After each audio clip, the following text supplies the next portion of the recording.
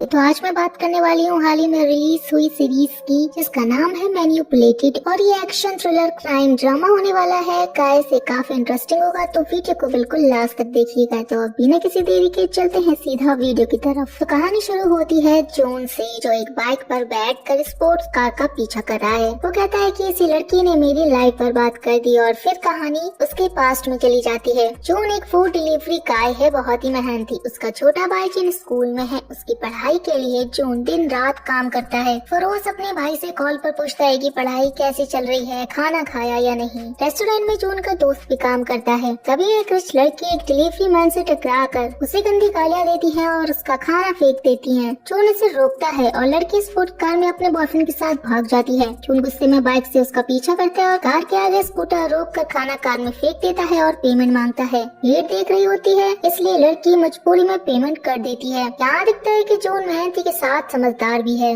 अब रेस्टोरेंट लौट कर वो अपनी फ्रेंड को सब बताता है। तभी उसका भाई जिन दिखता है। दोनों खाना खाते हुए बात करते हैं और पता चलता है कि जून अपनी खुद की प्लांट शॉप खोलने वाला है। लगभग तैयार है, बस ओपनिंग बाकी है। जिन कई सालों से फेल हो रहा है, लेकिन जून उसे सपोर्ट करता है। यहाँ दोनों अपनी माँ की बातें कर रहे थे। फिर जून अपने 3 दोस्तों के साथ प्लांट शॉप जाता है, जहाँ जून की गर्लफ्रेंड सूजी भी आती है। सब बहुत खुश है। शॉप की तैयारी चल रही है। सूजी कहती है कि तुम दो काम मत करो, लेकिन जून कहता है कि जब तक जिनकी यूनिवर्सिटी पूरी नहीं होती वो मेहनत करता रहेगा। रात को सूजी कहती है कि आज वो घर नहीं जाएगी, क्या हम रात में यहीं पे टाइम स्पेंड कर सकते हैं। जून मान जाता है और अगले दिन वो सुबह ब्रेकफास्ट बनाकर काम पर निकल जाता है। जून डिलीवरी करते वक्त सीढ़ियाँ उतरता चढ़ता है और एक सूखा हुआ प्लांट देखकर उसे सनलाइट में रख देता है और एक नोट लिख देता है उसके ओनर के लिए। फिर एक बूढ़ी औरत के भारी सूटकेस उठवाने में मदद करता है। रात को जून खाना खा रहा होता है, तभी एक फोन बजता है। उसमें से एक लड़की बोलती है कि आपको ये फोन कहाँ मिला। जून लोकेशन बता देता है। लड़की पैसे का ऑफर करती है, तो जून उसे फोन देने के लिए उसके बताए हुए सुनसान एरिया में चला जाता है। लड़की कहती है कि सामने टनल में एक बॉक्स है, फोन वहीं पे रख दो और पैसे ले लो। जून ऐसा ही करता है। तभी सामने एक बड़ा ट्रक आता है। जून डर जाता है और वापस लौट जाता है। घर जाकर वो अपनी माँ की फोटो से बात करता है और अपने भाई को अच्छा बनाने का वादा करता है। जिन आता है और दोनों साथ खाना खाते हैं। लगता है शायद ये उनकी माँ की डेथ एनिवर्सरी है। रात में अब भारी बारिश होती है। जून अपने पौधे अंदर करके लाता है और सूजी को फोटो भेजता है। तभी कोई जोर जोर से दरवाजा खटखटाता है। जून खोलता है और वहाँ पर पुलिस खड़ी होती है।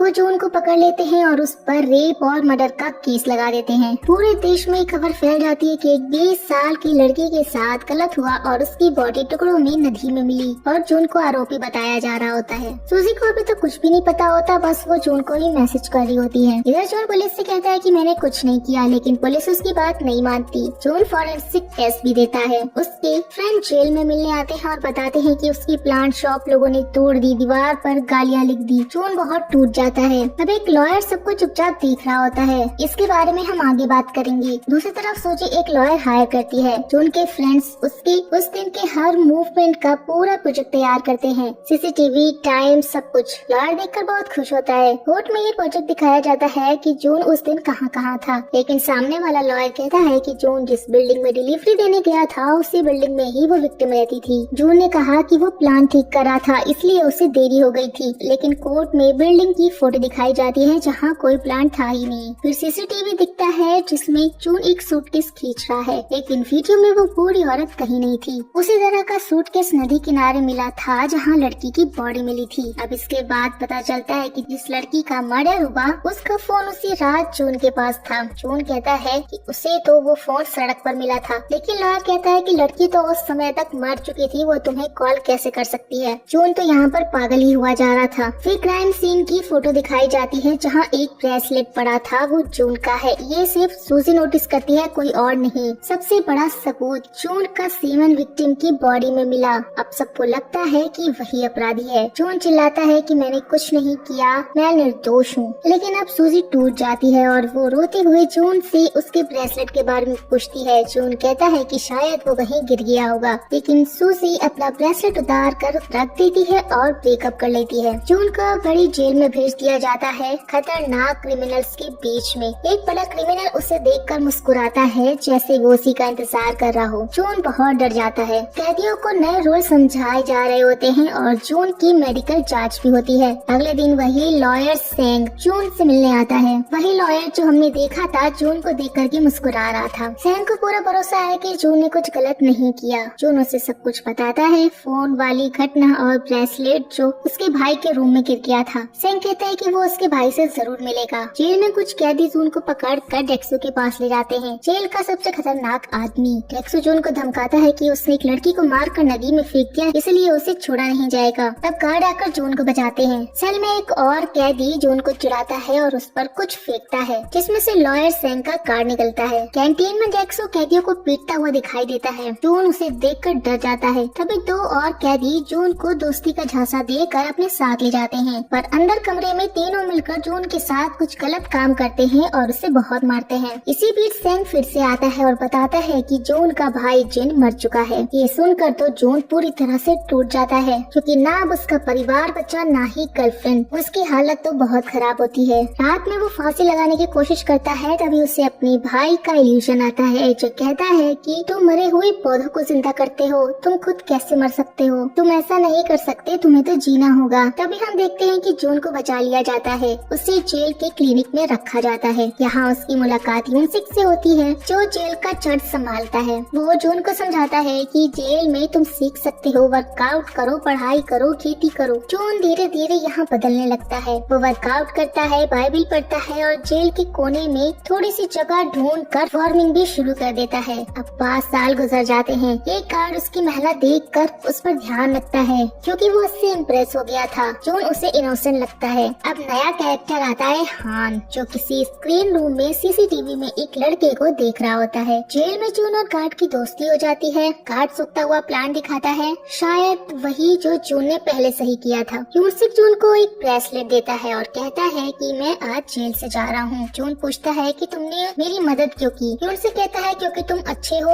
और एक दिन जीतोगे। अब कुछ दिन बाद एक कैदी सिन को बाकी कैदी मारते हैं। जून उसे चर्च में बुलाता है और उसे हिम्मत देता है, जैसे यूनसिक उसे देता था। सिन बताता है कि वो भी एक फोन उठाने के चक्कर में फंस गया था। उसकी फिंगरप्रिंट विक्टिम पर मिले, जबकि वो कभी वहाँ पर गया ही नहीं। और सबसे बड़ा झटका वकील वही था सेंग, जो जून की मदद कर रहा था। सिन कहता है कि उसने सेंग को बताया था कि उसकी माँ कहाँ रहती है, और अगले ही दिन उसकी माँ की सुसाइड दिखा दी गई, जबकि वो कभी ऐसा नहीं कर सकती थी। अब जून को समझ आता है कि जिन ने खुद जान नहीं दी, सेंग ने उसे मारा। वही सेंग उसे और सिन को भी फंसा रहा है। अब सुबह कैदियों में हड़कंप मच जाता है कि सिन ने बाइबल के पन्ने खाकर और गला दबाकर जान दे दी। जिन गुस्से में सेंग को बुलाता है। सेंग खुश होकर आता है कि शायद जिन कुछ याद करेगा। जून पूछता है कि क्या मैं किलर हूँ या मुझे फंसाया गया? फिर चिल्लाकर पूछता है कि मेरे भाई को तूने ही मारा। सेंग मुस्कुराते हुए हाँ कहता है और कहता है कि वो उसके पता बताने के बाद जिनके पास गया था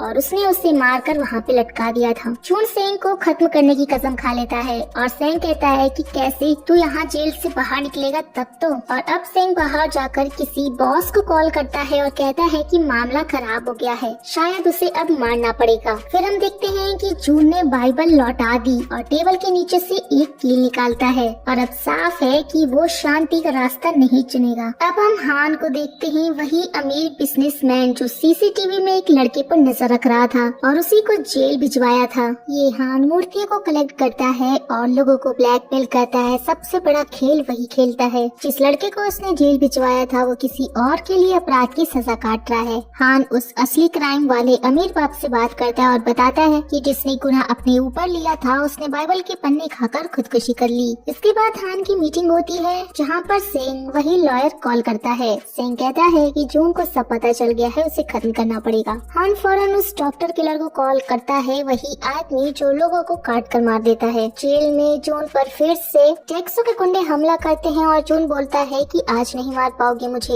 इसके बाद एक लंबी फाइट चलती है। जून सबको बुरी तरह पीट देता है, तभी खुद डेक्सो आता है और जून कहता है कि आज के बाद मुझसे पंगा मत लेना। दूसरी तरफ यूनसिक वही चर्च वाला कैदी जो बाहर निकल गया था एक स्टोर चलाता है और उसकी बेटी यून भी और उसकी फ्रेंड स्टोर पर आती है। यून भी उससे पैसे लेती है और उसके साथ जून की फोटो देखकर बोलती है कि अच्छा जेल में तुमने फैमिली बना ली, तुम्हें क्या लगता है तुम्हारे गुनाहों के लिए भगवान तुम्हें माफ कर देगा? वो पैसे लेकर तो वहाँ से चली जाती है। इसके बाद चर्च फादर आकर यूनसिक को बताते हैं कि जून ने बाइबल वापस कर दी। यूनसिक को शक होता है कि जून अब कुछ तो बड़ा करने वाला है। दूसरी तरफ जेल में खबर फैल जाती है कि जून ने डेक्सो के लोगों को पीटा और उसे धमकाया। ना। टेक्सू की इज्जत पूरी जेल में गिर जाती है। गुस्से में कैदियों को वो पीट देता है। इसी बीच एक नया खतरनाक कैरेक्टर आता है, टैटू मैन, जो खुद भी एक बड़ा गुंडा है और टेक्सू का दुश्मन है। टेक्सू उसे थप्पड़ मारता है और टैटू हंसकर कहता है कि बस इतना कमजोर हो। गार्ड्स टेक्सू को पकड़कर ऑफिस में ले जाते हैं, जहाँ पे ऑफिसर कहता है कि जून को मारने के लिए बाहर से लोग आने वाले हैं, तुम उससे दूर ही रहना। दूसरी तरफ जून से मिलने योनसिक आता है। योनसिक पूछता है कि बाइबल उसने क्यों लौटाई। जून कहता है कि मैं बेगुनाह हूँ और यहाँ से भागने वाला हूँ। योनसिक उसे जेल का मैप देता है। जून हर चीज यहाँ पे नोटिस करता है, जैसे गेट, गार्ड्स की टाइमिंग, रास्ते, कैमरे, सब कुछ। उसे पता चलता है कि बाहर निकलने का रास्ता जोन बी से है, जबकि वो अभी जोन ए में फंसा है। दूसरी तरफ रात को टेक्सू का आदमी जून की सेल में आता है और उस पर हमला करता है। दोनों की जोरदार फाइट होती है। सुबह जब वो बाहर निकलता है तो टेक्सू को उम्मीद थी कि उसका आदमी बाहर आएगा, लेकिन पहले जून निकलता है। मतलब जून ने रात में उसे अच्छी तरह से धोया था। अब लंच में जून टेक्सू से भिड़ जाता है। जून कहता है कि तूने आदमी क्यों भेजा था, मुझसे माफी मांग। लेकिन टेक्सू माफी नहीं मांगता, तो जून उसे चिढ़ाता है कि तेरी बहन को तूने खुद नुकसान पहुंचाया था, दूसरे लड़कों ने नहीं। टेक्सू यहाँ पर पागल होकर उस पे हमला करता है और गार्ड्स दोनों को अलग कर देते हैं। ये जून का ही प्लान था। उसका प्लान सक्सेसफुल होता है, उसका सेल बदल दिया जाता है। टैटू और उसके आदमी दूर से देखकर हंसते हैं कि दोनों जोकर्स हैं। अब जून ने फार्मिंग वाले गार्ड से कुछ चीजें मंगवाई थी। वो उन्हें मिट्टी के नीचे गमले में छुपा कर रखता है, ताकि वो चुपके से उसकी चाबी बनाकर तैयार कर सके। अब जून जोन बी के एक कैदी को पीट कर गायब कर देता है।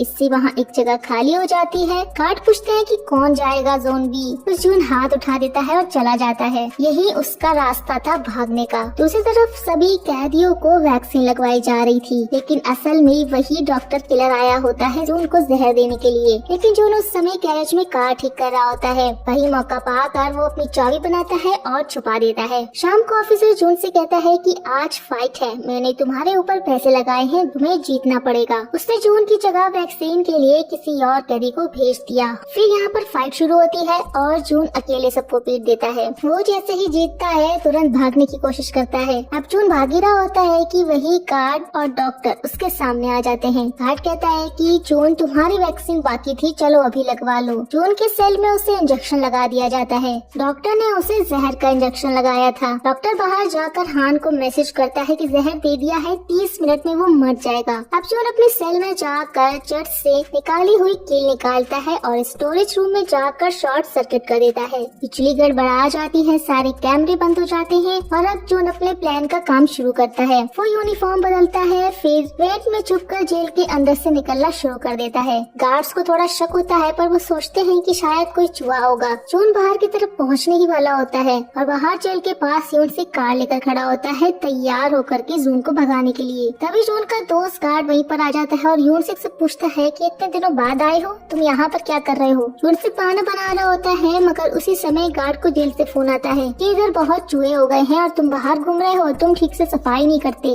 अब गार्ड जल्दी वापस जेल की तरफ चला जाता है। दूसरी तरफ अब जून पर जहर का असर करना शुरू कर देता है। वो फैमिली मिलने वाले एरिया में पहुंचता है, जहाँ पर एक बूढ़ी माँ अपने जेल में बैठे बेटे पर गुस्सा कर रही होती है और कहती है कि मैंने कैसी औलाद पैदा की है। जून अपने टूटे हुए वॉच के ग्लास से उसके खाने के पैकेट को काट देता है और जब लेडी खाना उठाती है तो सारा खाना गिर जाता है। सबका ध्यान उधर चला जाता है और जून चुपके से निकल जाता है, लेकिन अब जहर की वजह से उसकी आंखें बंद होने लग जाती है। बाहर निकलते ही वो बेहोश होकर गिर जाता है। जेल स्टाफ उसे उठाकर वापस क्लिनिक में ले जाते हैं। इधर हान अपनी अलग दुनिया में मजे कर रहा होता है, कार रेसिंग देखने गया होता है। वो ऑर्गेनाइजर से कहता है कि सिर्फ रेस नहीं, मेरे लिए गाड़ियाँ टकरानी चाहिए, खतरा होना चाहिए। लेकिन ऑर्गेनाइजर मना कर देता है कि इसमें तो ड्राइवर की जान भी जा सकती है। फिर हान गुस्से में निकल जाता है। घर जाकर हान अपने शहर की मॉडल पर कारों को आपस में टकराता है, जैसे असली दुनिया में कोई बड़ा नुकसान प्लान कर रहा हो। एक लेडी आती है जो कि उसकी केयर टेकर है। हान उसके कान में अपना खतरनाक प्लान बताता है और वो भी एक साइको की तरह हंसने लगती है। अब हान सीधे जेल पहुंचता है। जेल के बड़े ऑफिसर भी उससे डरे हुए होते हैं। हान दूसरे ऑफिसर से कहते हैं कि मुझे खतरनाक कैदी चाहिए, इल्लीगल तरीके से उन्हें बाहर निकालो और मेरे पास भेजो।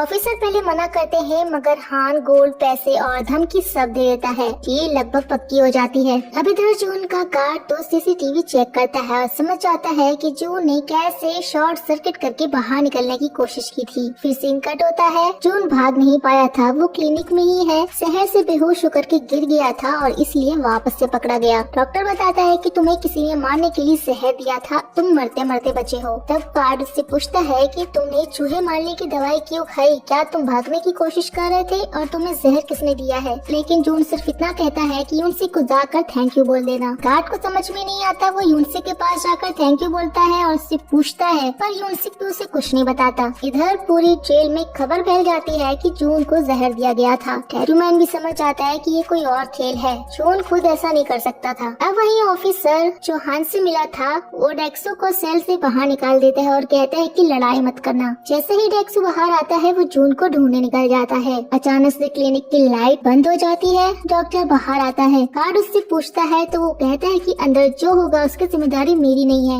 अब गार्ड दौड़कर अंदर जाता है। अंदर डेक्सो और उसके आदमी जून को मारने आए होते हैं, लेकिन जून ऊपर खड़ा होता है और अचानक उन सब पर हमला कर देता है। जून अकेले ही पूरी गैंग की धुलाई कर देता है। डेक्सो चाकू मारता है लेकिन जून उसे भी पीट कर कहता है कि अब रुक जाओ, पर डेक्सो कहता है कि मुझे मार दो वरना मैं नहीं रुकूंगा। अब जून उसकी कान काट देता है। वैसे यहाँ पे सिक्योरिटी आ जाती है और जून को उसी अंधेरे सेल में डाल देती है जहाँ पर पहले डेक्सो था। वहाँ जून को फिर अपने भाई जिनका इल्यूजन आता है कि अब तुम क्या करोगे। जून कहता है कि मुझे नहीं पता, मेरे पास कोई प्लान नहीं है। तभी कोई आदमी उसका मुंह ढककर उसे उठा कर ले जाता है। दूसरे खतरनाक कैदियों को भी ऐसे ही उठाकर ट्रक में डाल दिया जाता है। ये सब हान के लिए किया जा रहा था, उसी डील के तहत। ट्रक रुकता है, बाहर बड़ा सा यार्ड होता है और सभी कैदी अंदर आते हैं। वहाँ पर हान मुस्कुराकर आता है और वेलकम कहता है। हम 5 साल पहले के फ्लैशबैक को देखते हैं, उसी रात से जहाँ पर जून पर फेक केस लगाया गया था। एक लड़का डॉक्यू नशे में अपने घर पर बैठा होता है और अपने पिता जो कि असेंबली मैन है उनको कॉल करके कहता है कि डैड मैंने एक लड़की को मार डाला है और वो भी चाकू से, और हंसने लगता है। वो इसे मजाक की तरह लेते हैं लेकिन उसने सच में एक लड़की को मार दिया था। उधर एक बड़ी पार्टी में हान गवर्नमेंट वालों से भिड़ रहा होता है। एक आदमी हान को फिंगर दिखा करके धमका रहा होता है और हान के आदमी बाद में उसी आदमी की उंगली काटकर हान को दे देते हैं। हान उसे घर में शो पीस की तरह रख देता है, ये दिखाने के लिए कि हान कितना ब्रूटल, क्रूर और साइकोपैथ है। तभी उसे असेंबली मैन का फोन आता है कि मेरे बेटे डॉक्यू ने एक लड़की को मार दिया है, अब मैं क्या ही करूं। हान कहता है कि मैं हूं ना, सब संभाल लूंगा, बस बदले में एक गिफ्ट भेज देना। जिस तरह के गिफ्ट्स उसके घर में पहले से पड़े होते हैं, मतलब उसने पहले भी बहुतों के गुनाह छुपाए हैं। फिर हान अपनी टीम को लड़की की बॉडी वाले घर भेजता है। टीम हर जगह डिवाइस लगा देती है और हान पूरा सीन इमेजिन करता है कि लड़के ने लड़की को कैसे घसीटा और मारा होगा।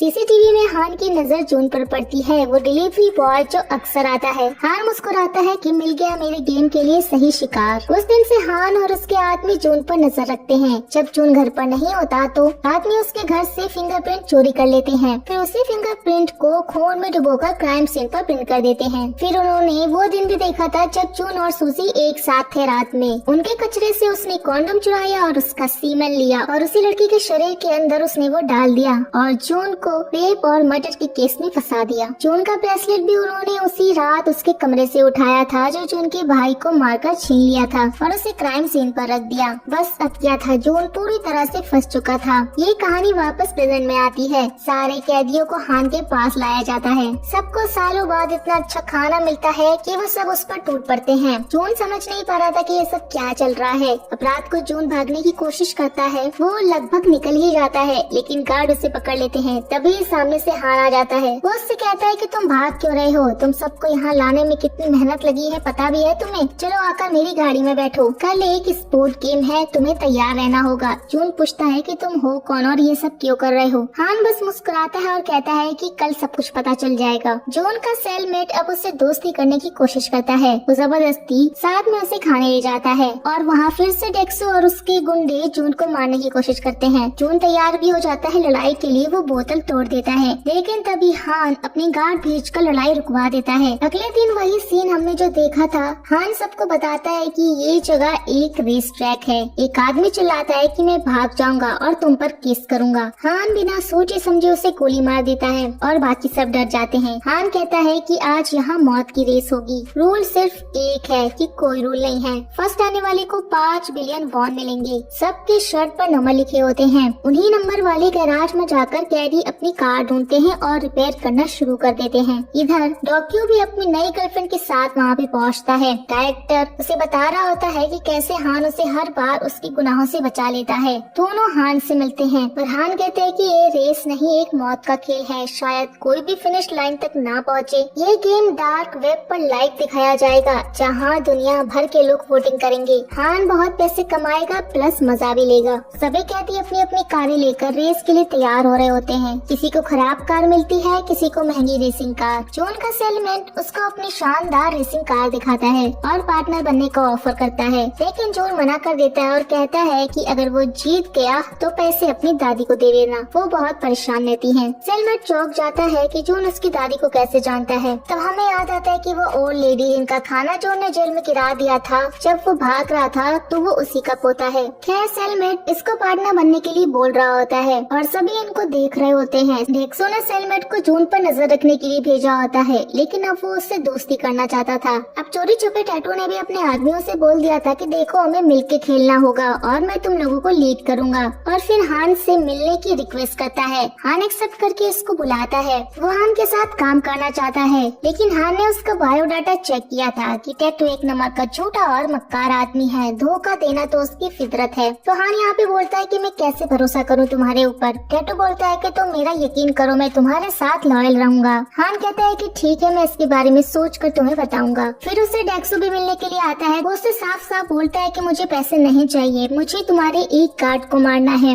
हान हंसता है और कहता है कि तुम खेल के मैदान में कुछ भी कर सकते हो और अगर बाहर करोगे तो क्रिमिनल कहलाओगे। तुम्हें जो भी करना है तुम खेल के मैदान में ही करना, कोई भी तुम्हें नहीं रोकेगा। फिर हम यहाँ एक कैदी को देखते हैं जो दूसरे कैदी से मारपीट करके जबरदस्ती उसकी कार छीनकर चला जाता है, जो कि थोड़ी अच्छी होती है। टैटू भी ये सब देख रहा होता है और समझ जाता है कि यहाँ तो कोई भी रूल है ही नहीं, जैसे कि हान ने बताया था। उधर सेलमेट भी अपनी कार जून को दिखा रहा होता है। वो उसकी कार चला के देखता है और कहता है कि ये तो कूड़ा है, पर सेलमेट कहता है कि तुम मेरी कार से जलो मत। जून कहता है कि इसमें तो बहुत कुछ फिक्स करना पड़ेगा। अचानक सभी कैदी बगावत कर देते हैं। ताकतवर कैदी कमजोरों को पीट कर उनकी अच्छी कारें छीन लेते हैं। टैटू भी सेलमेट की कार हथियाने आता है, लेकिन जूल और सेलमेट भाग जाते हैं। डेक्सो भी सब कुछ देख रहा होता है और वो भी मैदान में उतर जाता है। टैटू भी अपनी कार लेकर मैदान में उतर गया था। अब मैदान में 3 लोग एक दूसरे का पीछा कर रहे होते हैं, जून, डेक्सो और टैटू। 20 मिनट की यहाँ पे दौड़ चलती है, लेकिन हान रुकवा देता है क्योंकि ऑफिशियल रेस तो अभी बाकी है। इसी बीच सेलमेट की कार खराब हो जाती है और उसमें धमाका हो जाता है। कार पूरी खराब हो जाती है। तभी यहाँ पे जून को एक रैंप दिखाई देता है जो कि ऊपर की साइड जा रहा होता है। अगले दिन जून भी हान से मिलने की जिद करता है और उसे बुलाया जाता है। जून यहाँ पर सब कुछ देख रहा होता है। हान उसे बताता है कि ये पूरा प्लान चारों ओर पानी से घिरा हुआ है और बाहर निकलने का यहाँ पे सिर्फ एक ही रास्ता है। जून तुरंत समझ जाता है कि पूरा गेम मरने के लिए बनाया गया है, रेसिंग के लिए नहीं। हान कहता है कि तुम समझदार तो हो। जून उससे पूछता है तो हान कहता है कि इसमें मजा आता है। जून फिर उससे विटामिन मांगता है। गार्ड उसे विटामिन लाकर दे देती है। वो कहता है कि मुझे नहीं, इन प्लांट्स को दो, देखो कैसे मुरझाए हुए हैं। उसके जाने के बाद हान प्लांट्स को देखता है और गार्ड से चेंज करने के लिए कहता है। फिर जून गैरेज में आकर अपनी कार फिक्स करता है। दूसरी तरफ टैटू जून से डरा हुआ होता है। वो कहता है कि सबसे पहले हमें इससे डील करनी होगी, पहले हमें इससे मार के हटाना पड़ेगा, वरना ये हमें जीतने नहीं देगा। इसी बीच हान टैटू को कॉल करके अपने पास बुलाता है और कहता है कि ठीक है, तुम मेरे लिए काम करोगे और तुम्हारे लिए तुम्हारी कार में मैंने एक गिफ्ट रखा है। सभी गैरेज में जाने लगते हैं और हान जून को देख के सोचता है कि मैंने इसे कहीं तो देखा है। यहाँ पे रेसिंग शुरू होने वाली थी और डॉक्यू बोलता है कि मुझे लगता है कि ये कार नंबर 9 वाला जीतेगा। वो जून को बोल रहा था। यहाँ पे रेस शुरू होती है और जून सबसे आगे चल रहा होता है, लेकिन हान तो इसी में लगा हुआ है कि उसने जून को आखिर कहाँ देखा है। तभी उसे प्लांट की बातें याद आती हैं और फिर वो 5 साल पुरानी केस के बारे में सोचता है कि जून एक प्लांट लवर हुआ करता था और उसे याद आ जाता है कि ये वही लड़का है जिसे उसने फेक केस में फंसाया था। अब डेक्सो जून की कार को आगे ले जाकर रोक लेता है और चाकू निकालता है उसको मारने के लिए। हान उसे देखकर बहुत खुश हो रहा था, लेकिन फिर हम देखते हैं कि कार में तो सेलमेट बैठा होता है, जून नहीं। हान परेशान होता है कि जून कहाँ चला गया। तभी यहाँ पे जून बाइक पर एंट्री लेता है क्योंकि यहाँ कोई कार रेसिंग का रूल नहीं है। जून बाइक फ्लाई करके आगे निकल जाता है और उसने बाइक पर सिलेंडर बांधा होता है। टैटू भी उसके पीछे पड़ गया होता है। हान टैटू से कहता है कि मैंने कार में तुम्हारे लिए गिफ्ट रखा था, उसे यूज नहीं करोगे? जो गिफ्ट एक गन होती है। टैटू अब जून पर फायर करने लगता है, लेकिन जून का सिलेंडर टैटू की कार के नीचे आ जाता है और कार पलट जाती है और हान अनाउंसमेंट करता है कि तुम सब कार वाले उस बाइक वाले को पकड़कर एलिमिनेट करो। सारे के सारे लोग जून के पीछे पड़ जाते हैं। जो भी जून को मारेगा उसे अभी के अभी 10 बिलियन वॉन दिया जाएगा, अपनी प्राइज मनी से डबल। डेक्सो ने बाइक पर टक्कर मार के जून को गिरा दिया होता है। वो उससे लड़ने लगता है और बाकी कार्स भी आकर जून को तेजी से टक्कर मारती हैं। जून डेक्सो को मार के बेहोश कर देता है और हान का दिमाग अब खराब खराब हो रहा था। वो टेबल के नीचे से स्नाइपर निकालता है और जून के ऊपर तान देता है, लेकिन उसकी चलाई हुई गोली दूसरे कैदी को जाके लगती है। अब जून यहाँ पर बाइक लेकर भागने लगता है। हान ने अपने सभी आदमी उसके पीछे लगा दिए थे, लेकिन जून ने अपने सिलेंडर से कार ब्लास्ट कर दी थी, जिससे बहुत बड़ा धमाका होता है और वो उस रैंप के ऊपर बहुत तेजी से बाइक चलाता हुआ जाता है। हान तो समझ ही गया था कि आखिर वो यहाँ पर रास्ता देखने के लिए आया था। जून यहाँ तेजी से बाइक उछाल देता है और हान उसे यहाँ पर बंदूक ताने खड़ा रहता है। जून यहाँ से भाग रहा था और हान उसके ऊपर गोली चला देता है। वो किसी तरह यहाँ से निकल तो जाता है, लेकिन उसके हाथ पर गोली लग जाती है। अब वो यहाँ किसी जगह से कपड़े चेंज करके वहाँ से भाग जाता है और सीधे योंगसिक के पास जाता है। योंगसिक उसकी मरहम पट्टी करता है। दूसरी तरफ हान भी सोच रहा था कि जुंग शांत बैठने वालों में से तो नहीं है, तो वो आगे अब करने क्या वाला है। तभी प्रिजन वार्डन यहाँ पे आता है और उससे कहता है कि सीनियर्स बाकी इनमेट्स के बारे में पूछ रहे हैं, लेकिन जुंग तो भाग चुका है, वो लोगों को क्या बोले। तो हान उससे कहता है कि तुम्हें इतना घबराने की कोई जरूरत नहीं है, तुम उन्हें ये कह सकते हो कि जुंग गैस लीक में मर चुका है। तो उसी तरफ जुंग को भी होश आ जाता है और योंगसिक उससे कहता है कि तुम यहाँ पर आए हो ये भगवान की मर्जी है, अब तुम्हें मेरे साथ ही रहना होगा।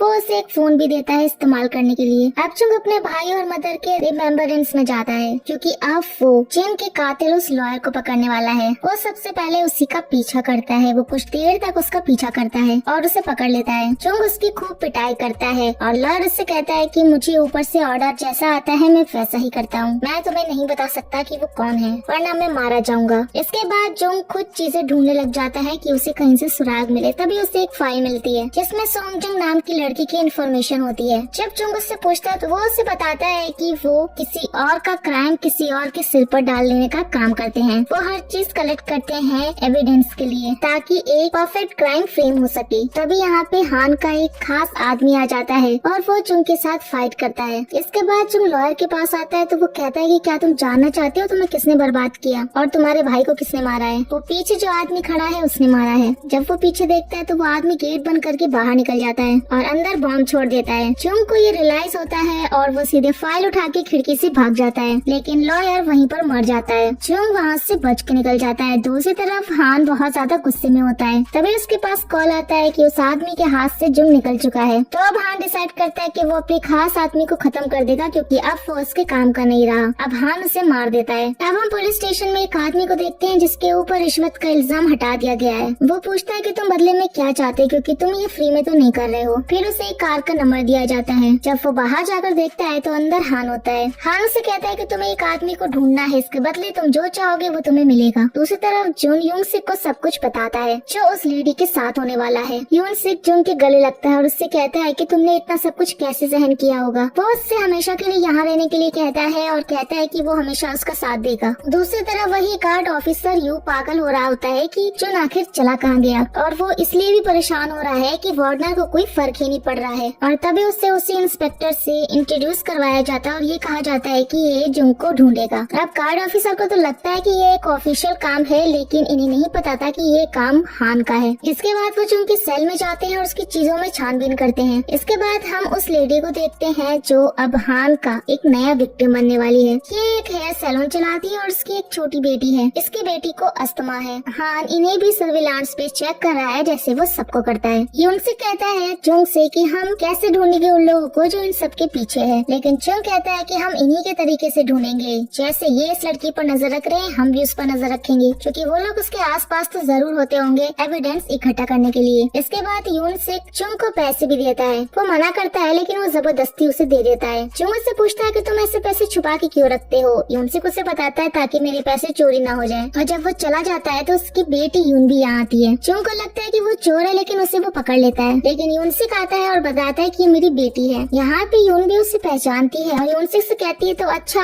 ये वही फोटो वाला आदमी, तुम्हें तुम्हारा बेटा मिल गया। यून भी बाहर जुंग को बुलाती है और कहती है कि मुझे पता है कि तुम यहाँ फ्री में रहते हो, क्योंकि तुम्हारे पास रहने की जगह नहीं है, इसलिए मैं तुमसे हर थर्सडे को पैसे लेने आऊंगी। और वो उससे एक मुक्का मार के यहाँ से चली जाती है। जब जुंग अंदर आता है तो योंगसिक उससे पूछता है कि उसने तुम्हें मारा तो नहीं, लेकिन जुंग कहता है कि नहीं। तो वो पूछता है कि उसने पैसे मांगे होंगे। जुंग कहता है हाँ। उनसे कहता है कि लगता है मैं एक अच्छा डैड नहीं बन सका, लेकिन उसका दिल सच में बहुत साफ है। जुंग कहता है हाँ, बहुत चमकदार दिल है उसके पास। इसके बाद हम वही पुलिस ऑफिसर और ऑफिसर यू को देखते हैं जो उस लॉयर की बॉडी के पास गए हैं। वो उसे कहता है कि देखो तुम्हारे जुंग ने क्या किया है। वो उससे एक पिक्चर भी दिखाता है, लेकिन ऑफिसर कहता है कि मुझे कुछ पता नहीं चल रहा है कि ये आदमी कौन है। इसके बाद हम जुंग को देखते हैं, उसने सब कुछ फिगर आउट कर लिया है। वो ये जान चुका है कि इस लेडी के साथ वो सब कुछ हो चुका है जो उसके साथ हुआ था। अब उसे वो फोन मिलना बाकी है, जिसके लिए उसे जल्दी काम करना होगा, वरना वो लेडी खतरे में पड़ सकती है। दूसरी तरफ हान वो वेपन ढूंढ रहा है जो वो लेडी इस्तेमाल कर सकती है उसे फ्रेम करने के लिए। तभी उसके पास एक फोन की रिंगटोन सुनाई देती है। तभी जुंग वहाँ पे पहुँचता है और उसकी बेटी से उसे पता चलता है कि उसकी मदर ऑलरेडी निकल चुकी है वो फोन पकड़ाने के लिए। दूसरी तरफ यूनसे के पास ऑफिसर यू और वो इंस्पेक्टर आते हैं। वो उससे जुंग के बारे में पूछताछ करते हैं कि तुम उससे क्यों कांटेक्ट करने की कोशिश करते हो। तो यूनसे उससे कहता है कि जुंग तो जेल में ही है ना। वो उसे बताते हैं कि नहीं, वो भाग चुका है और मुझे पता है कि उसको तुमने ही छुपा के रखा हुआ है, तो बताओ जल्दी कि वो कहाँ है। और इसीलिए वो जबरदस्ती यहाँ रूम्स की चेकिंग करता है और वो देखता है कि उसकी बेटी कपड़े चेंज कर रही होती है और उसकी बेटी उन्हें गालियाँ देकर वहाँ से भगा देती है। अब यून सिक ऑफिसर यू से कहते हैं कि मैं चाहता हूँ कि तुम मुझसे कभी न मिलने आओ, क्योंकि मुझे कुछ अच्छा नहीं लग रहा है। अब यू जाकर उस इंस्पेक्टर को कहता है कि मैंने तुमसे कहा था कि उससे तुम आराम से बात करना, लेकिन तुम्हें जरा भी तमीज नहीं है। अब हम उस लेडी को देखते हैं जो उस लड़की को फोन देने के लिए गई है। तब जुंग अपनी बाइक पर आके वो फोन चुरा के ले जाता है। उसका पीछा किया जाता है लेकिन वो बच निकलता है। ये बात अब हान को पता चलती है और उसे बहुत गुस्सा आता है। इसके बाद जुंग यूनसिक को बताता है कि वो फोन चुरा कर ले आया है और यूनसिक उसे पुलिस के बारे में बताता है। अब जुंग उसे सॉरी बोलता है कि मेरी वजह से ही तुम्हारे साथ ये सब कुछ हो रहा है, लेकिन यूनसिक उसे कहता है कि ऐसी कोई बात नहीं है और तुम यहाँ से कहीं नहीं जाओगी। और इसके बाद फिर जुंग उसी फोन पे दोबारा फोन करता है और उससे कहता है कि तुम्हारा फोन मेरे पास है और अगर तुम्हें ये चाहिए तो पैसे लेकर जल्दी से आ जाओ। इसके बाद ये बात उस आदमी को पता चलती है जो सारे एविडेंस हैंडल करता है। वो उस लड़की को कहता है कि कुछ भी करके वो फोन वापस लेकर आओ और उस लड़के को भी मार दो। इसके बाद जुंग दूर खड़ा हुआ उस लड़की को मॉनिटर करता है। वो उससे बहुत स्मार्टली पैसे ले लेता है और उससे कहता है कि किसी बिल्डिंग में फोन पड़ा हुआ है। इसके बाद वो वहाँ से फोन ले जाती है। अब वो उस लड़की का पीछा करेगा उस जगह तक पहुँचने के लिए, लेकिन दूसरी तरफ हान एक लड़की के साथ वहाँ पर पहुँच जाता है। फिर उसे पता चलता है कि उस चोर ने पैसे मांगे थे जो उन्होंने दे भी दिए। तो वो उनसे कहता है कि तुमने ऐसा क्यों किया मुझे बिना बताए, और वो वहीं के वहीं उसे मार देता है। मतलब उसकी पार्टनर उसे मार देती है। फिर हान अपनी पार्टनर से कहता है सारा मैटर संभालने के लिए। इसके बाद जुंग यहाँ पे पहुँचता है और एक आदमी को बेहोश करके उसके कपड़े पहन लेता है। वो सब कुछ यहाँ रिकॉर्ड करता है, लेकिन तभी उसका फोन बजता है और यूनसिक उसे बताता है कि उस सैलून वाली लेडी के घर पे कोई आया हुआ है। इसी चक्कर में लोगों को उस पर शक हो जाता है। वो वहाँ से भागता है और दूसरी तरफ वो लड़की उस लेडी के पास पहुँच चुकी होती है। जुंग यहाँ पे एन वक्त पे पहुँच जाता है और उस लड़की के साथ फाइट करता है, लेकिन तभी यहाँ पुलिस आ जाती है और वो लड़की चली जाती है। दूसरी तरफ हान को पता चल चुका है कि जुंग उसके पीछे पड़ चुका है। तभी उसके पास उसका फ्रेंड आता है। ये वही लड़का है, उसका बिजनेस फ्रेंड। वो अपने पिता के साथ आया है।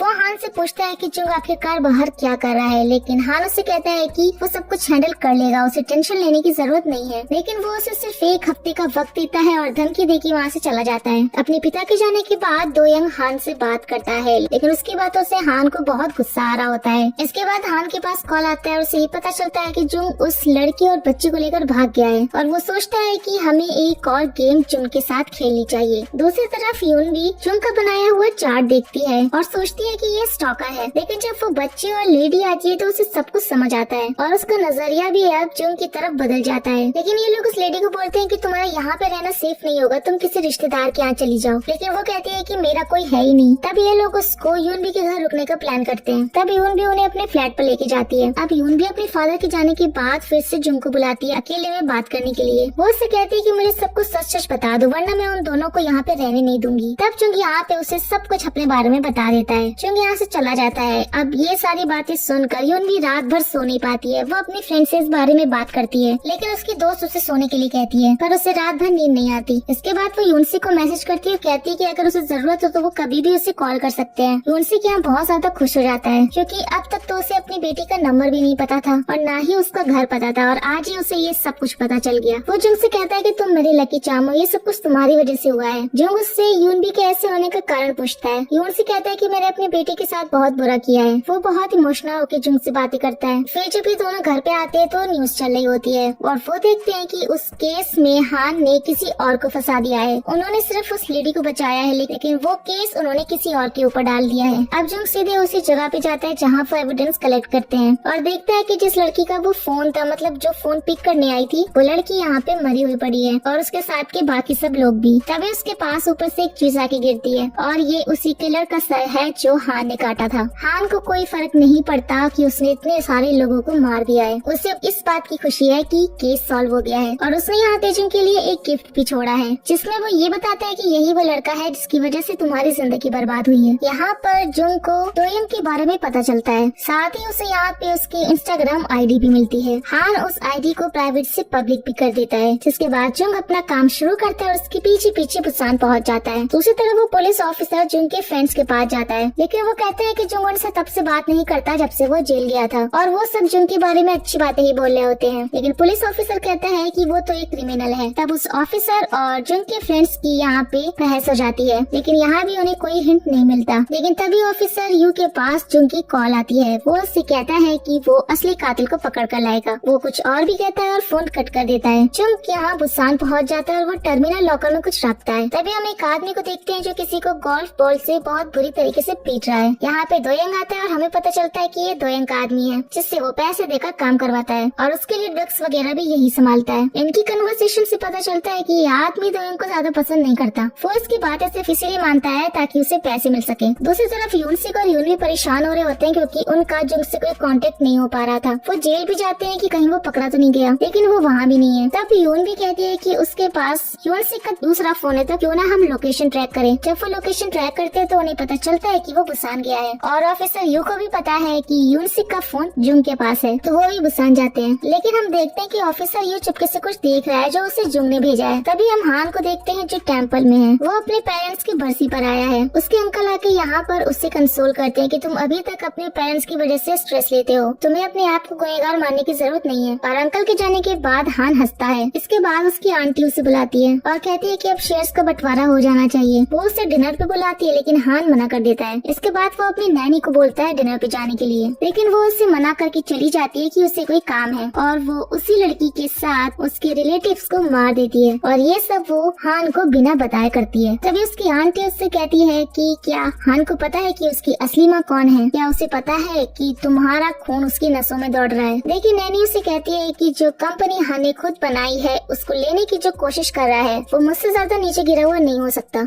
इतना कह के उसे मार देती है, यानी ये नैनी ही हान की असली माँ है। दूसरी तरफ जुंग दोयंग का पीछा कर रहा है और वो लोग उसको नोटिस कर लेते हैं। जब वो अंदर घुसता है तो ये लोग उस पर नजर भी रखते हैं, और फिर दोयंग उसके सामने आता है और कहता है कि अच्छा वो तुम थे जो मेरा पीछा कर रहे थे। लेकिन कुछ और इससे पहले जुंग रिकॉर्डिंग स्टार्ट कर देता है और उससे सवाल पूछता है जिससे लगे कि वो कन्फेस कर रहा है। इसके बाद एक फाइट होती है। वो लोग उसे बांध के कहीं रख देते हैं। दूसरी तरफ हान को पता चलता है कि उसकी फैमिली मर चुकी है। वो फ्यूनरल के लिए रेडी होता है और वो अपनी नैनी से पूछता है एक्सीडेंट के बारे में, लेकिन उसकी नैनी कहती है कि एक फायर एक्सीडेंट हुआ था जिसमें सब मारे गए। इसके बाद दोयंग का फोन उसके पास आता है और वो उससे कहता है कि तुम तो उससे नहीं पकड़ पाए, लेकिन मैंने जुंग को पकड़ लिया। दूसरी तरफ यूनसिक और यून भी बुसान आ जाते हैं और उनके साथ साथ पुलिस भी आ जाती है। ये लोग अलग अलग निकलते हैं उसे ढूंढने के लिए। दोयंग अब जुंग के पास जाता है, लेकिन जुंग यहाँ से गायब होता है। उसे यूनसिक यहाँ से ले गया होता है। जब ये दोनों जा रहे होते हैं तो ऑफिसर यू उन्हें देख लेता है। वो उन्हें भागने के लिए मना करता है, लेकिन जुंग उसे कहता है कि अच्छा ये होगा कि तुम हमें जाने दो। तभी यहाँ दूसरा पुलिस ऑफिसर आ जाता है, लेकिन यून भी यहाँ पे आके सब संभाल लेती है। तभी दोनों भाग जाते हैं। जुंग बाइक पर जाता है और यूनसिक कार में, और रात में यून भी उन्हें अपने फ्रेंड के घर पे लेके जाती है। यहीं पे उनकी कार भी खराब हो जाती है, तो यूनसिक कार के पास ही रुकता है। इसके बाद हम देखते हैं कि जुंग सो रहा होता है और यून भी बस उससे घूरे जा रही होती है। उसकी फ्रेंड उससे पूछती है कि क्या तुम्हें वो पसंद है, लेकिन यून भी कुछ नहीं कहती है। अब अगले दिन ऑफिसर यू वो लॉकर खोलता है जिसका पासवर्ड उसे जुंग ने दिया था, और उसके अंदर से सारी इन्फॉर्मेशन निकलती है दोयंग की। दूसरी तरफ दोयंग को सब कुछ पता चलता है और वो हान को कॉल करता है और उससे कहता है कि क्या तुम ही थे जिसने जुंग को मेरे बारे में सब बताया। वो उसे बताता है कि जुंग भाग गया है। तब हान को पता चलता है कि उसके पास और भी लोग हैं मदद करने के लिए। दूसरी तरफ हम देखते हैं कि जुंग यूनसिक से कह रहा होता है कि मैं बस उससे माफी चाहता हूँ। वो कहता है कि मैं चाहता हूँ कि बस वो मुझे अपोलोजाइज करे। ये बात यून भी सुन नहीं होती है। तभी दोनों दोयंग और जुंग लग जाते हैं अपनी अपनी प्रिपरेशन में। दोयंग अपने आदमी इकट्ठे कर रहा था और जानबूझकर पोस्ट कर रहा था जुंग को बुलाने के लिए। दूसरी तरफ जुंग एक कीलो की गन बना रहा होता है जिसमें से बुलेट्स नहीं बल्कि कील निकलती है। दूसरी तरफ हान दोयंग की मदर के पास जाता है। यहाँ पे जब दोयंग के फादर आते हैं तो वो उससे बात करता है कि जुंग तुम्हारे बेटे से मिला था, अब तुम्हें मेरी मदद चाहिए या नहीं। लेकिन वो उस पर ही चिल्लाता है कि तुम्हारा काम था और तुमने अच्छे से नहीं किया, अब तुम यहाँ पर मुझे मदद देने के लिए आए हो। और इन दोनों को यहाँ पे एक दूसरे पर गुस्सा आता है। तभी रात में असेंबली मैन हान के घर पे अटैकर्स भेजता है, पर हान उन्हें मार देता है। फिर हम जुंग और यूनसिक को देखते हैं जो ड्रिंक कर रहे होते हैं, और फिर यूनसिक उसे अपनी स्टोरी बताता है कि मैं पहले हमेशा नशे में रहता था और जिस दिन यूनवी की मदर की डेथ हुई थी उस दिन भी मैं नशे में घर पे आया था, और उसने जब मुझ पर गुस्सा किया तो मैं गुस्से से वहाँ से चला गया और बाहर मैंने सिगरेट पी जो मैंने वहीं फेंक दी, और जब जब मैं वापस आया तो घर पे आग लगी हुई थी और वो आग मेरी ही सिगरेट के कारण लगी थी। मेरी हिम्मत ही नहीं थी कि मैं अंदर जाके यूनबी को बचा सकूं। दूसरी तरफ हान को पता चलता है कि यूनसिक और यूनबी दोनों ही जुंग की मदद कर रहे हैं। वो यही सोचता है कि आखिर ये लोग उसकी मदद क्यों कर रहे हैं। फिर हम नेक्स्ट डे जुंग को देखते हैं जो अपनी गन चेक कर रहा है कि वो ठीक से चल रही है या नहीं, और यूनबी उसे देख रही होती है। वो उसे ब्रेकफास्ट के लिए बुलाती है, लेकिन यूनबी की फ्रेंड यहाँ उसे चिढ़ाने लगती है। अब वो मार्केट जाती है तो वो उसी पुलिस ऑफिसर को देखती है। वो जल्दी वहाँ से भागने की कोशिश करती है, लेकिन पुलिस ऑफिसर उसके पास ही होता है, बट वो उसे पहचान नहीं पाता।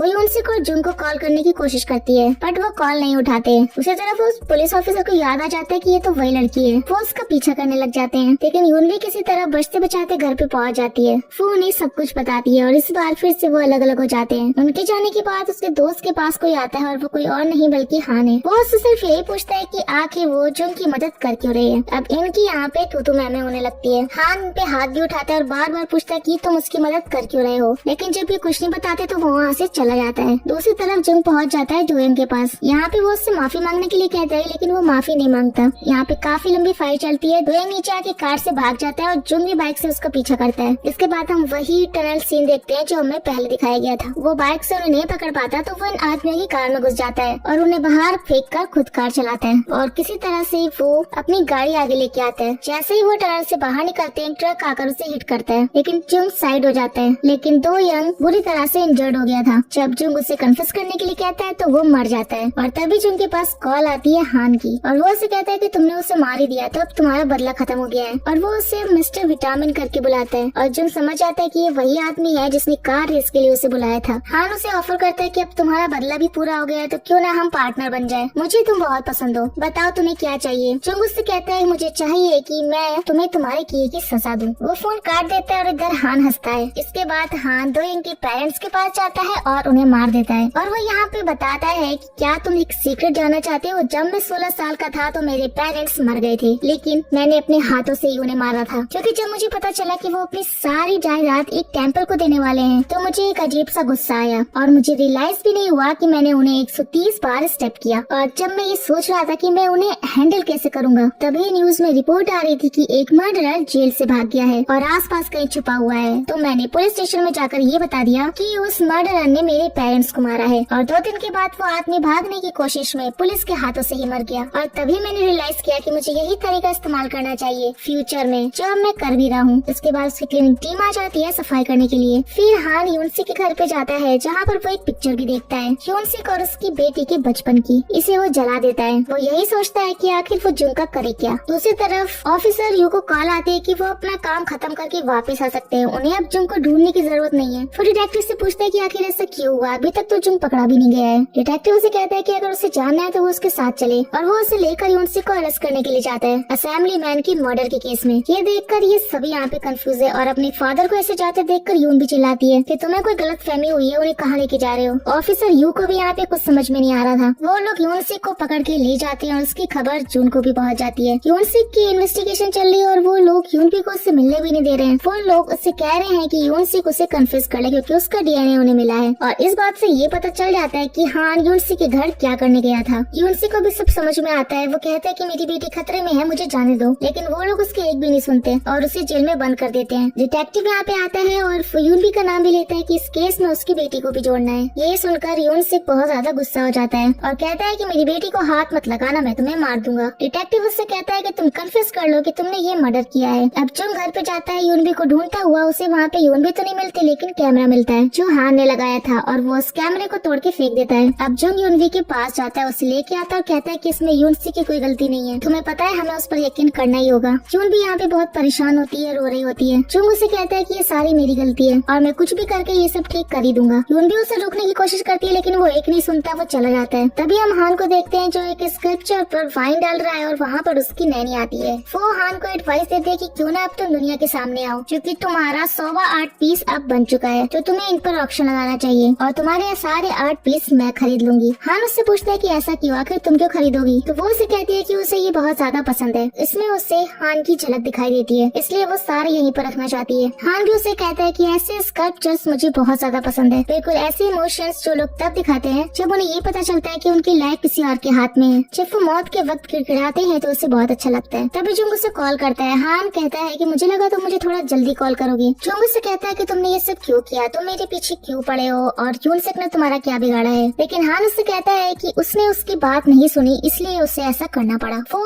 जुंग को एक ऑफर देता है जिसके लिए वो उसी टनल में जाता है। हान उसे कहता है कि इसे खोलो, उसमें एक चाकू और एक चेक है, तुम दोनों में से एक चीज एक्सेप्ट कर सकते हो। ये चाकू ले जाओ और कन्फेस कर लो कि यूनसिक ने नहीं तुमने खून किया है, या फिर मेरे पार्टनर बन जाओ। जुंग उससे पूछता है इस चीज का रीजन। हान कहता है कि क्योंकि वो लोगों को कठपुतली की तरह इस्तेमाल कर सकता है और जब लोगों को पता चलता है कि कोई और चारा नहीं है तो वो अपनी जान भी ले लेते हैं और यूनसिक भी वैसा ही करेगा। जुंग बीच में ही कॉल काट देता है और वो चला जाता है। इससे हान को बहुत गुस्सा आता है कि ये मेरी बात कभी पूरी सुनता क्यों नहीं है। दूसरी तरफ यूनसिक जेल में बैठा था और अपनी बेटी के साथ बिताई हुई मेमोरीज याद कर रहा था। वो ये भी याद करता है कि जब वो जेल गया था तो उसकी बेटी उससे बहुत प्यार करती थी, उससे मिलने के लिए भी आती थी और लोग उसे तंग करते थे क्योंकि उसके फादर एक मर्डरर है। यूनसिक ने उससे कहा था कि तुम मुझसे मिलने के लिए मत आया करो, ना मैं तुम्हें जानता हूँ ना तुम मुझे जानती हो। और ये सुन के यून भी बहुत रोती रहती है और जब वो जेल से वापस आता है और यून भी उसे देखती तो वो कहती है कि तुम यहाँ रहने वाले हो तो मैं यहाँ से चली जाऊंगी। इतने सालों के बाद अपने पिता को देख कर यून का गुस्सा और फ्रस्ट्रेशन सब कुछ एक साथ बाहर निकलते थे। उसकी फ्रेंड उसे समझाती भी थी कि वो अपने पिता को ज्यादा प्यार करती है और नेक्स्ट डे वो अपने लॉयर को बहुत ज्यादा इंसिस्ट करता है यून भी से मिलने के लिए और यून भी उससे मिलने के लिए आती है। यून भी अपने डैड से कहती है कि अगर तुम्हें कोई परेशान करता है तो मुझे उसके बारे में बताओ। लेकिन यून सिर्फ उससे कहता है कि ध्यान से सुनो, आज के बाद मैं जो भी करूँगा उससे तुम्हारा कोई मतलब नहीं होना चाहिए और तुम मुझे कभी मिलने मत आना। वो पूछती रहती है कि तुम क्या करने वाले हो लेकिन वो कुछ नहीं बताता और चला जाता है क्योंकि उसने डिसाइड कर लिया है अब कन्फेस करने का। अब ये बात फैल जाती है कि यूनसिक ने कन्फेस कर लिया है। अब जब ऑफिसर यूस को पता चलता है तो वो भागता हुआ आता है। वो उससे बात करने की कोशिश करता है लेकिन यूनसिक कहता है कि मैं कह रहा हूँ ना कि मैंने कन्फेस कर लिया है, अब तुम्हें एविडेंस भी मिल चुके हैं। यहाँ पे वो डिटेक्टिव भी खड़ा होता है और ऑफिसर यूस डिटेक्टिव को कहता है कि मैंने बहुत सारे क्रिमिनल्स देखे हैं, मैं रोज जेल में ही रहता हूँ, मैं जानता हूँ कि ये जगह लोग कब बनाते हैं, ये आदमी ऐसा नहीं कर सकता। लेकिन वो ऑफिसर उसकी एक बात नहीं सुनता। लेकिन वो उसे कहता है कि तुम एक मामूली प्रिजन गार्ड हो, ये छानबीन तुम मेरे पे छोड़ दो। और उसे दिन जुंग आता है पुलिस स्टेशन के बाहर और यहाँ पे अफरा तफरी मच जाती है कि कोई कन्फेस कर रहा है कि यूनसिक ने नहीं बल्कि उसने ये खून किया है। इसलिए यूनसिक को छोड़ दिया जाता है और वो देखता है कि उसकी जगह जुंग आ गया है। जुंग उसकी तरफ देखता भी नहीं और सीधा जेल में चला जाता है। यून भी घर पे वही कैमरा रिकॉर्डिंग्स देख रही है जो पल उसने अपने पिता के साथ बिताए हैं। तभी यूनसिक अंदर आता है। यून भी बहुत खुश होती है कि वो वापस आ गए। वो उसे गले लगा के बहुत रोती है। तभी डिटेक्टिव के पास हान की कॉल आती है कि उसने यूनसिक को छोड़ क्यों दिया। तो वो उसे कहता है कि उसे छोड़ना ही पड़ेगा, सिर्फ 48 घंटे के लिए वो उसे रख सकता था और अब जब किसी और ने कन्फेस कर दिया तो वो उसे बिल्कुल नहीं रख सकता है। इसलिए हान खुद आता है जुंग के पास। वो उसे कहता है कि मैंने तुम्हें इतनी अच्छी अपॉर्चुनिटी दी थी और तुमने ये चुना, क्या तुम सच में मरना चाहते हो? जुंग उससे कहता है कि मैं हमेशा से जानना चाहता था कि आखिर तुम ये सब कर क्यों रहे हो और तुम हो कौन, लेकिन तुम्हें देखकर तो ऐसा ही लगता है कि तुम बस एक बच्चे हो। हाँ, लेकिन यहाँ से चला जाता है। वो वार्डन से पूछता है कि अगर एक भागा हुआ कैदी वापस आए तो उसके साथ क्या होता है। तो उससे पता चलता है कि बस उसे वापस जेल में डाल दिया जाता है। ये सुनकर हान उसे कहता है कि क्यों ना हम उसे मार दे। तो वो वार्डन भी राजी हो जाता है। अब नेक्स्ट डे ऑफिसर यू खुद आता है उसे पिक करने के लिए, जेल में ले जाने के लिए। डिटेक्टिव उसके साथ बहसबाजी करता है। ऑफिसर यू यहाँ पे जुंग से पूछता है कि तुमने जो मुझे डॉक्यूमेंट्स दिए थे वो तुमने मुझे दिए क्यों? जुंग कहता है कि मुझे तुम यकीन करने लायक लगे, एक तुम ही थे जिसे मैं ये सब दे सकता था। वो उससे कहता है कि तुम्हें मुझ पर इतना यकीन कैसे है? तो जुंग कहता है कि तुम तो एक मरे हुए प्लांट को भी नहीं फेंक सकते, तो तुम उस एविडेंस को कैसे फेंकते? वो उससे फिर से पूछता है कि क्या तुमने हार मान ली? जुंग कहता है कि मैं थक चुका हूँ भाग भाग कर। अब ड्राइवर ब्रेक लेने के लिए उतरता है, वैसे ही ऑफिसर यू खुद ड्राइविंग करके गाड़ी लेकर यहाँ से भाग जाता है। इसके बाद वो जुंग से कहता है कि यहाँ पर एक नई रोड है, अब तुम अपना पाथ खुद चूज करो। मैं चाहता हूँ कि तुम्हारे लिए बहुत कुछ करूँ लेकिन मैं हूँ तो एक प्रिजन गार्ड ही, इसलिए जितना मैं कर सकता था उतना मैंने किया। आई होप कि हम जेल में नहीं कहीं और मिलेंगे अब की बार। अब जब वो आगे जाता है तो वो देखता है कि यूनसिक और यून भी उसका वेट कर रहे हैं। यून भी उससे कहते हैं कि चलो घर चले।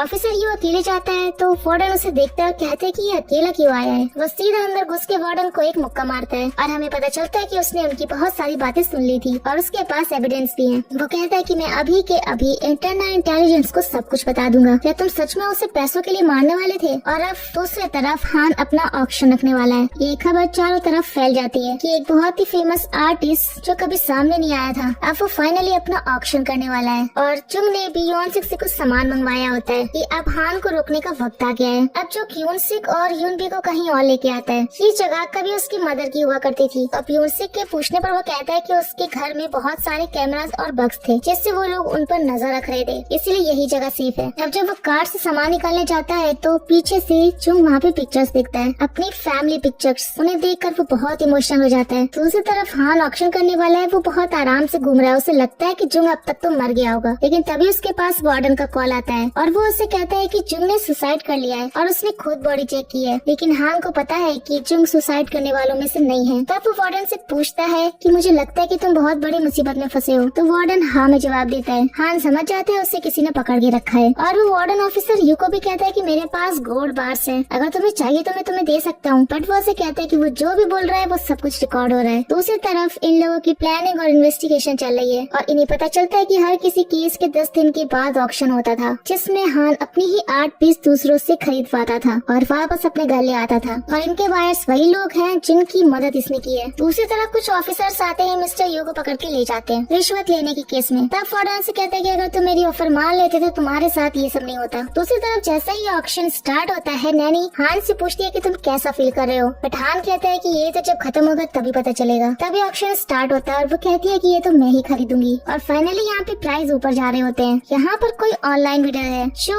उस नैनी के हर प्राइस को मात दे रहा है, और हान भी ये सोचता है कि वो है कौन। तभी वो मूर्ति वो खरीद लेता है सबसे हाई प्राइस लगाकर। तो वो नैनी पूछती है कि उससे भी ज्यादा डेस्परेट कौन है। तभी हान कहता है कि एक है तो सही, लेकिन उसके पास तो कुछ भी नहीं है, वो यहाँ पे जुंग की बात कर रहा है। तभी हान को बुलाया जाता है अपना फेस रिवील करने के लिए, लेकिन वहाँ जाने की बजाय वो सीधा प्राइवेट रूम में जाता है चेक करने के लिए। लेकिन तभी हम देखते हैं कि ये तो दोयंग है, कि वो तो जिंदा है, मतलब जुंग ने उसे बचा लिया था और उसे ये कहा था कि मैं तुम्हें नहीं मारूंगा और तुम्हारे पेरेंट्स मर चुके हैं, तो तुम जो मैं कहूँगा वो करोगे। और तभी पुलिस यहाँ पे आती है, हान को पकड़ के ले जाती है मर्डर के केस में। जाते जाते वो अपनी नैनी को बोलता है कि अब टेंशन मत लेना, मैं जल्दी बाहर आ जाऊंगा। जब वो अरेस्ट होता है तो ह्यून भी उसकी पिक्चर क्लिक करके यूनसिक को भेज देती है। यूनसिक जुंग को बताता है कि ये तो अरेस्ट हो गया। जुंग उसे कहता है कि ये थोड़ी देर में वापस भी आ जाएगा, क्योंकि इसके पास बहुत सारे कनेक्शंस हैं जो उसकी मदद करते हैं। लेकिन फिलहाल हमारे लिए मौका है उसके खिलाफ एविडेंस इकट्ठा करने का, तो मैं वहीं जा रहा हूँ। और दो क्यों अपनी इन्वेस्टिगेशन में पुलिस को सारे एविडेंस दे देता है और वो उसके खिलाफ टेस्टिमनी देने को भी राजी है। जिसके बाद वो हॉस्पिटल जाने का रिक्वेस्ट करता है, और हान के घर पे नैनी उस लड़की को बोलती है कि मैं यहाँ सब संभाल लूंगी, तुम जाकर हान को प्रोटेक्ट करो। और नैनी एक सिक्योरिटी गार्ड को एक नंबर देती है और कहती है कि इस नंबर पे कॉल करना और हमारा स्टाफ तुम्हें गाइड करेगा। तभी हान का सारा सामान ट्रक में भर के जा रहा होता है, और एक गाड़ी आती है जिसमें उसके दोस्त होते हैं, वो उन्हें डिस्ट्रैक्ट करते हैं और पीछे से जिन ट्रक लेके चला जाता है। और यूनबी से कहता है कि तुम जाके अपने पिता को प्रोटेक्ट करो, क्योंकि हान का अगला टारगेट तुम दोनों हो। दूसरी तरफ हान पुलिस स्टेशन में किसी का वेट कर रहा है, और उसका साथ वाला आदमी उससे पैसे मांगता है खाना खाने के लिए, कि यहाँ का खाना बिल्कुल अच्छा नहीं है, तो तुम मुझे पैसे दोगे। बट हान कहता है कि मुझे माफ करना, मेरे पास बिल्कुल टाइम नहीं है। तभी आता है वही बॉस जो